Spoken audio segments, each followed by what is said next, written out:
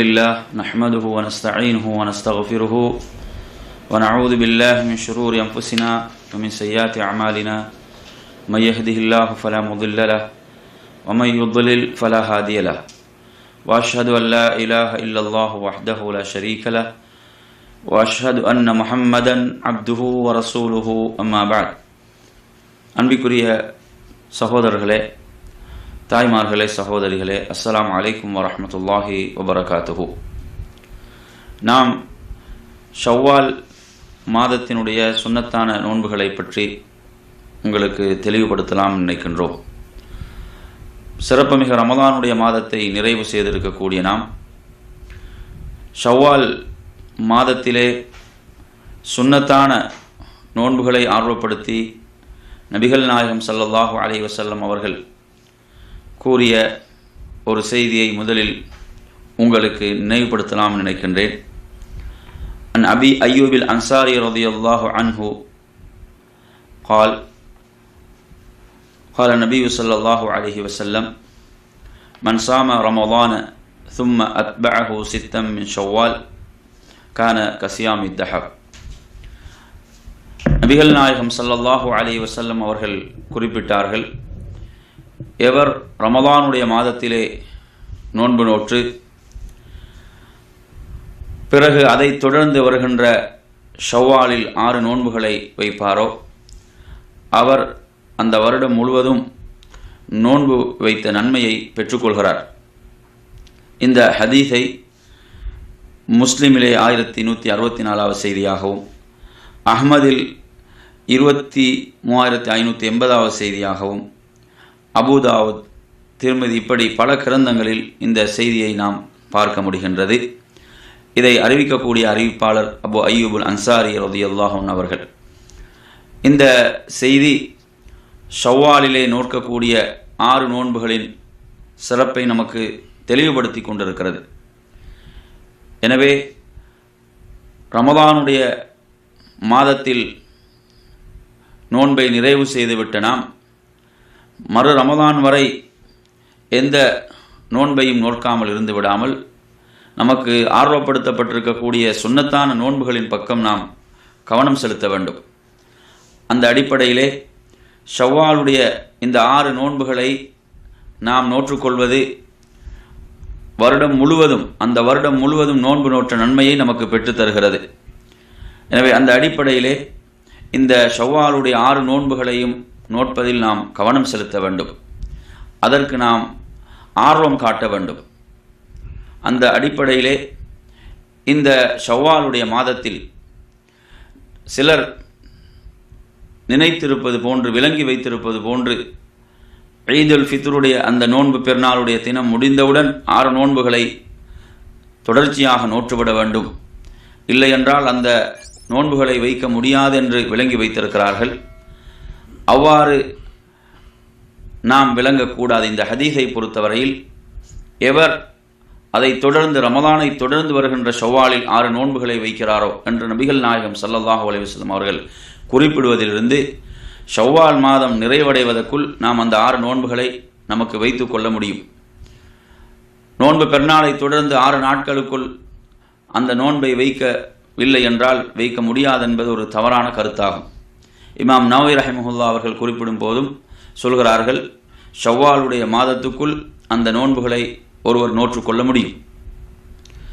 எனவே அந்த அடிப்படையிலே இந்த ஷவ்வாலுடைய மாதம் நிறைவடைவதற்குள் ஒருவர் தொடர்ச்சியாக 6 நாட்களை வைத்துக்கொள்ள முடியுமாக இருந்தால் அவ்வாறு வைத்துக்கொள்வது, அவ்வாறு இல்லை என்றால் அவரது வசதிக்கேற்ப சிலர்கள் சுன்னத்தான நாட்களை தெரிவு செய்து கொள்ளலாம். திங்கள், வியாழன் ஆகிய நாட்கள் இவ்வாறு வைப்பதாக இருந்தால் இவ்வாறும் வைத்துக்கொள்ள முடியும். எனவே இந்த 6 நோன்புகளை வைப்பதன் மூலமாக இந்த சிறப்பை ஒருவர் அடைந்து கொள்கின்றார். அதே போன்று இதிலே எழுகின்ற மற்றும் ஒரு சந்தேகம் என்னவென்றால், ரமதானுடைய மாதத்திலே விடுபட்ட நோன்புகள் இருக்கின்றன, அந்த நோன்புகளை நோட்பதா அல்லது ஷவ்வால் மாதத்தினுடைய இந்த 6 நோன்புகளை நோட்பதா, இதில் எதற்கு முக்கியத்துவம் கொடுப்பது என்ற கேள்வியும் பரவலாக காணப்படுகிறது. இதில் அறிஞர்களுக்கு மத்தியிலே மாறுபட்ட கருத்துகள் இதிலே காணப்படுகின்றன.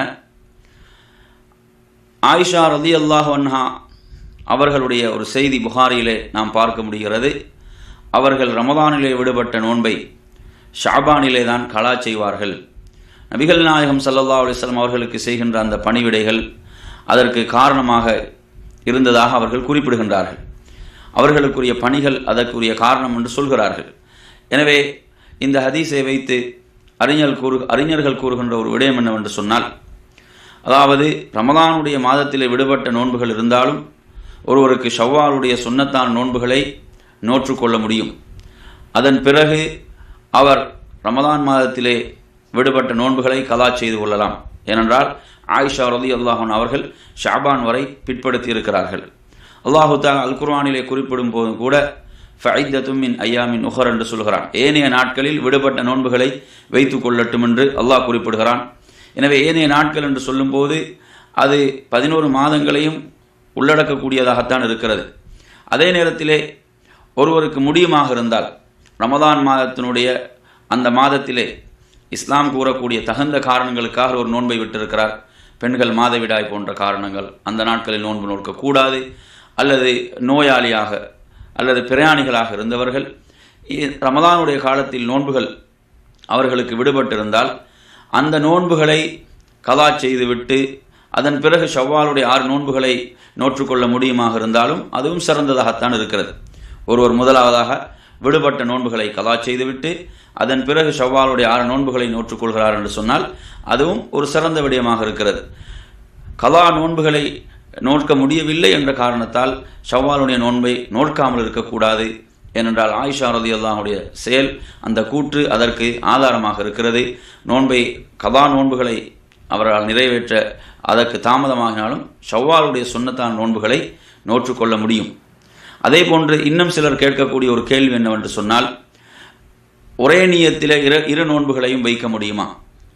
அதாவது கலா, ரமதானில் விடுபட்ட கலா அந்த நியத்தையும் ஷவ்வாலுடைய அந்த 6 நோன்புகளுடைய அந்த நியத்தையும் இரண்டாக ஒரு நோன்பிலே சேர்த்து வைக்க முடியுமா என்று சொன்னால் இது கூடாது. ஏனென்றால் நபிகள் நாயகம் ஸல்லல்லாஹு அலைஹி வஸல்லம் அவர்கள் தெளிவாக குறிப்பிடுகிறார்கள், எவர் ரமதானுடைய மாதத்தில் நோன்பு நோற்று அதை தொடர்ந்து வருகின்ற ஷவ்வாலில் 6 நோன்புகளை வைக்கிறாரோ என்றால் தெளிவாக அந்த ஹதீஸிலே பிரித்து சொல்லப்படுகிறது, ஃபரதான நோன்புக்கும் சுன்னத்தான நோன்புக்கும். எனவே இந்த 2 நியத்துகளையும் ஒரு நோன்பிலே இணைக்க முடியாது என்பதையும் நாம் இங்கு கவனத்திலே வைத்துக் கொள்ள வேண்டும். அதே போன்று இந்த ஷவ்வாலுடைய மாதம் தொடர்பாக, அந்த மாதத்தினுடைய சிறப்புகள் தொடர்பாக சில பலவீனமான செய்திகளும் இடம்பெற்றிருக்கின்றன. அவற்றையும் இந்த இடத்திலே நினைவு கூறுவது பொருத்தமாக இருக்கும் என்று நினைக்கின்றேன்.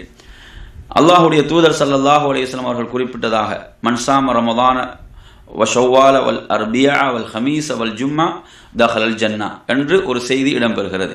எவர் ரமதானுடைய மாதத்திலும் ஷவ்வாலுடைய மாதத்திலும் அதே போன்று புதன், வியாழன், வெள்ளி ஆகிய நாட்களிலே நோன்பு இருக்கிறாரோ அவர் சுவர்க்கம் நுழைந்து விட்டார் என்ற ஒரு செய்தி அஹ்மத் போன்ற கிரந்தங்களிலே பதிவாக இருந்தாலும் இதிலே வரக்கூடிய அறிவிப்பாளர்களில் இக்ரிமா இப்னு ஹாலித் இந்த செய்தியை அறிவிக்கக்கூடிய அறிவிப்பாளர்களில் இவர் இந்த செய்தியை யாரிடமிருந்து பெறுகிறார், யாரிடமிருந்து இதை அறிவிக்கிறார் என்ற எந்த ஒரு தகவலையும் அவர் இதிலே வழங்கவில்லை. எனவே இந்த ஹதீஸ் ஒரு பலவீனமான ஒரு செய்தியாக இது இடம்பெறுகிறது என்பதை நாம் கவனத்திலே கொள்ள வேண்டும்.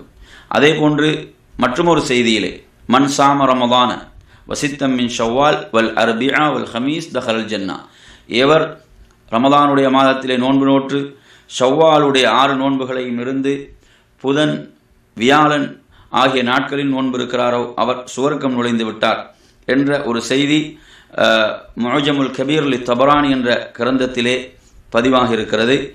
இதிலே வரக்கூடிய மஸ்லமா இப்னு உலை என்ற இந்த அறிவிப்பாளரை பொறுத்தவரையில் இவர் ஒரு நிராகரிக்கப்பட வேண்டிய ஒரு அறிவிப்பாளராக இருக்கிறார். எனவே அந்த அடிப்படையில் இதுவும் ஒரு நிராகரிக்கப்பட வேண்டிய ஒரு செய்தியாக இது இருக்கிறது. அதே போன்று அன்பிற்குரிய சகோதரர்களே, இன்னும் ஒரு செய்தியிலே நபிகள் நாயகம் ஸல்லல்லாஹு அலைஹி வஸல்லம் அவர்கள் குறிப்பிடுவதாக, உசாமத் இப்னு ஸைத் ரலியல்லாஹு அன்ஹு அவர்கள் புனிதமான மாதங்களிலே நோன்பு நோக்கக்கூடியவர்களாக இருந்தார்கள். அப்போது நபிகள் நாயகம் ஸல்லல்லாஹு அலைஹி வஸல்லம் அவர்கள் அவரிடம், நீர் ஷவ்வாலுடைய மாதத்திலே நோன்பு வைப்பீராக, அந்த புனிதமான மாதங்களை அதிலே நோன்பு வைப்பதை விட்டுவிடுவீராக என்று சொன்னார்கள். அதிலிருந்து அவர் தொடர்ந்து மரணிக்கின்ற வரை ஷவ்வாலிலே நோன்பு நோட்கள் ஆனார் என்ற ஒரு செய்தி இடம்பெறுகிறது. இது இப்னு மாஜாவிலே இடம்பெறுகிறது. இந்த செய்தியை பொறுத்தவரையிலே இதிலே வரக்கூடிய முஹம்மது இப்னு இப்ராஹிம் என்ற இந்த அறிவிப்பாளர் இவர் இதை உசாமா ரலியல்லாஹு நேரடியாக இதை பெறவில்லை. அவர் யாரிடமிருந்து இதை பெற்றார் என்பதையும் அவர் சொல்லவில்லை. எனவே இந்த அடிப்படையிலே இந்த செய்தியை இதிலே வரக்கூடிய இந்த அறிவிப்பாளர் இவரை பற்றி விமர்சனங்கள் இவ்வாறு இருக்கின்ற காரணத்தால் இமாம் அஹ்மது இப்னு ஹம்பல் ரஹிமஹுல்லாஹ் போன்ற அறிஞர்கள் இந்த அறிவிப்பாளரை விமர்சனம் செய்திருக்கிறார்கள். எனவே இதுவும் ஒரு பலவீனமான செய்தியாகவே இருக்கிறது. அதே போன்று நபிகள் நாயகம் ஸல்லல்லாஹு அலைஹி வஸல்லம் அவர்கள் ஆயிஷா ரலியல்லாஹு அன்ஹா அவர்களை பார்த்து சொன்னதாக ஒரு செய்தி வருகிறது. நீங்கள் ரமலான் என்று சொல்லாதீர்கள். ஏனென்றால் ரமலான் என்பது அல்லாஹுடைய திருநாமங்கள் நின்றும் உள்ள ஒரு திருநாமமாகும். நீங்கள் ஷஹரு ரமலான், ரமலானுடைய மாதம் என்று குறிப்பிடுங்கள் என்று சொல்லிவிட்டு, அதே போன்று ரமலான் என்பது பாவங்களை சுட்டெரிக்கக்கூடியதாக இருக்கிறது.